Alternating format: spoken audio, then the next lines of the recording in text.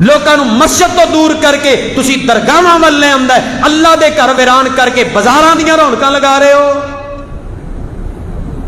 کچھ حیا شرم کرو انہاں نوں کہ تسی اللہ دا در چھڑا کے اپنے در تے عوام الناس نو جگاڑے ہو۔ میرے پیغمبر علیہ الصلوۃ والسلام نے فرمایا اولئک شرار الخلق عند اللہ یوم القیامہ، کل قیامت والے دن رب دے نزدیک سب تو بدترین او لوگ ہون گے جڑے قبراں مزاراں تے اپنی جبی نو جھکان والے ہون گے، جڑا رب دے در چھڑ کے غیراں کے اپنی جبی جھکان والے۔ اے میں گل تہاڈے تک پہنچا دیتی ہے، میرا حق ہے۔ دنیا دا بدترین او بندہ ہے جڑا رب دا در چھڑ کے غیراں دے در تے جھکدا ہے تے اپنی جبی نو جھکاندا ہے۔